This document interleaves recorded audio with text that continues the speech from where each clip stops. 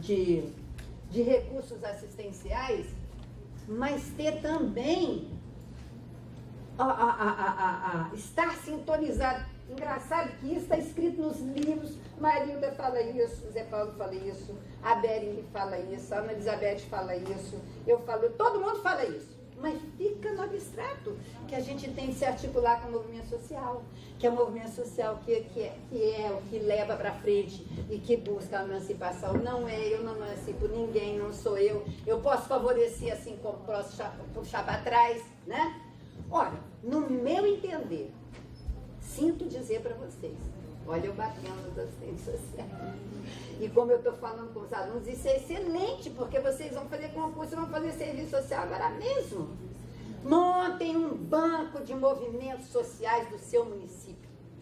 Montem um banco dos sindicatos. Montem um banco dos núcleos dos partidos verdadeiramente articulados aos interesses dos trabalhadores. Veicula dos conselhos de política e de direito. A gente tem isso de mão beijada que a Inês, pelo menos lá no Rio de Janeiro, mapeia todos os conselhos. Só que os assistentes sociais não têm isso lá. Porque, para mim, eu teria que estar lá na saúde, na assistência, e falar o seguinte, é isso, você está fazendo. Conselho aqui está se reunindo nesse dia, é o conselho perto, onde você mora, perto da sua área. Porque a Inês tem tudo isso levantado.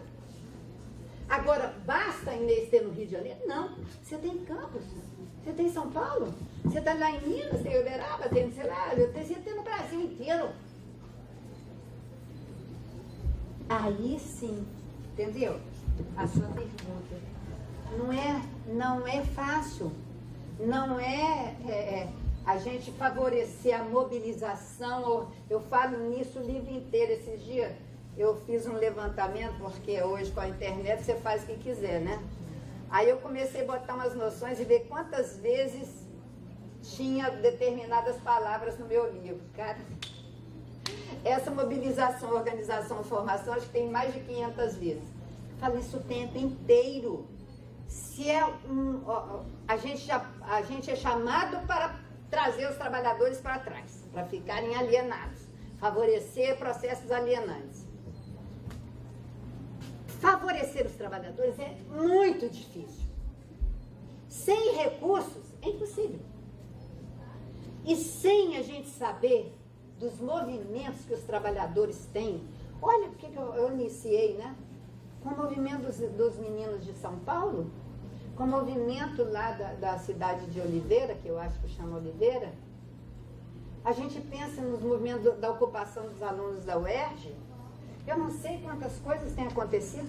Acabaram de dizer para vocês, pô, vocês estão fazendo isso, fazendo isso. E vocês estão fazendo para vocês duas? Não. Para o CA? Não. É para o coletivo de assistentes sociais.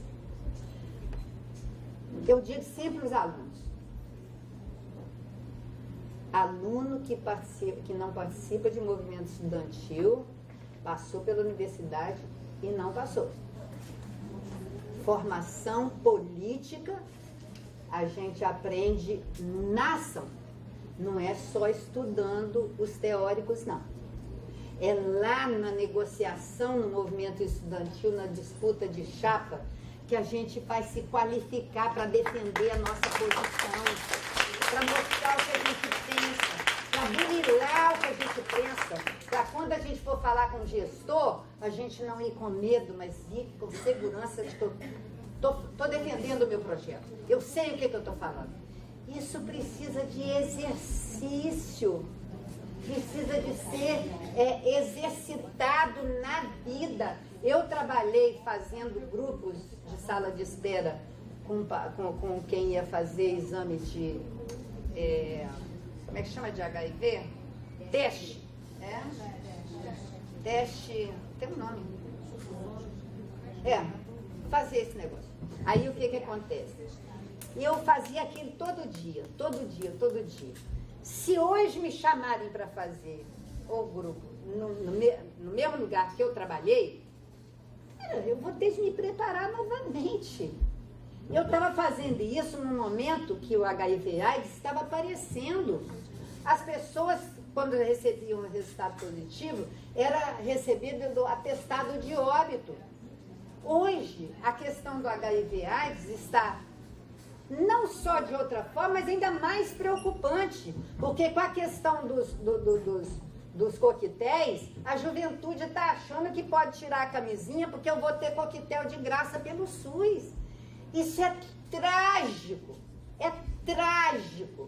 porque esses jovens não estão sabendo o que é depender de um coquetel o resto da vida. Você vai destruir rins, você vai destruir fígado, você vai destruir... Como se o coquetel... E essa questão é colocada na nossa cabeça como se existisse uma pílula ou um coquetel que acabassem com todos os nossos sofrimentos e nossos problemas. E não é assim. Cada um desses medicamentos tem efeitos colaterais seríssimos. Nem sei por que eu fui para... por quê? Porque é exercício. Quanto mais você faz um grupo, quanto mais você coordena uma reunião, mais você vê o que você é confrontado com aquilo que você precisa saber, que as demandas são colocadas e te direcionam para estudar determinadas coisas, mais te manda aí atrás do que está sendo escrito, pensado sobre aquilo que você está trabalhando com a população. E mais você tem facilidade de observar 20 pessoas falando, de observar as contradições, de confrontar contradições, de observar o que uma pessoa está falando, coerente, não coerente, que tem relação com o que já foi dito antes de ontem, hoje ou na mesma reunião. Isso é um processo, é uma aprendizagem. Eu sempre que fazia reunião, eu saía esmagada, mas iluminada, porque aquilo reverte para você num ganho. Quando você vê as pessoas participando, descobrindo, se colocando criticamente diante das coisas, falando, onde as pessoas, trabalhador no Brasil não é chamado a falar sobre nada. Quando você abre para ele, ele começa muito arredio, de repente ele se mostra, e a gente pensa que quem ouve não participa, quem ouve às vezes participa mais ainda do que quem está falando.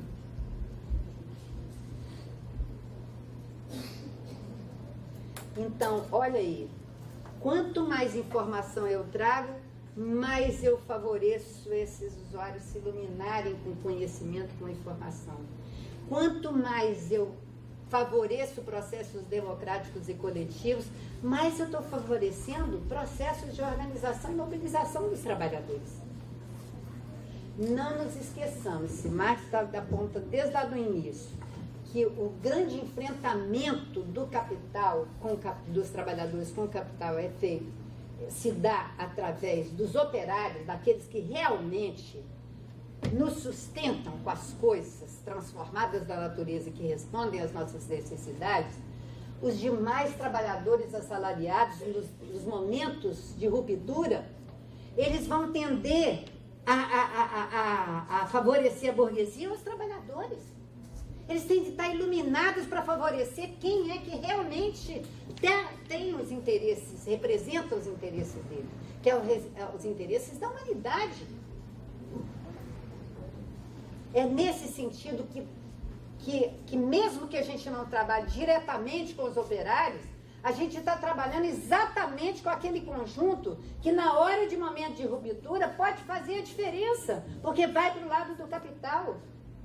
Gente, é só ver quem a gente elege para os nossos vereadores e os nossos prefeitos.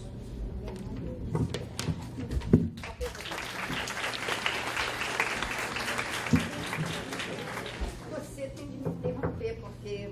Mas não tem como, né, gente? Não, tem sim, é só falar assim, olha, passou da hora de responder.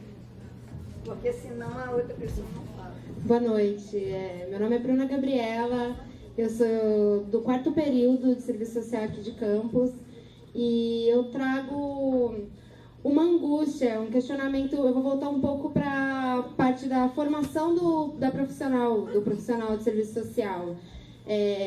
Nós fazemos parte de um processo de democratização do ensino, né? Visto aqui em Campos nós somos Instituto de Desenvolvimento Regional, apesar do curso de serviço social ter mais de 50 anos, mas nós fazemos parte desse processo de democratização, onde mais mulheres, mais negras, mais negros, mais trabalhadores e trabalhadoras estão dentro da universidade, podendo disputar esse espaço que sempre foi de privilégio de uma pequena parcela da população.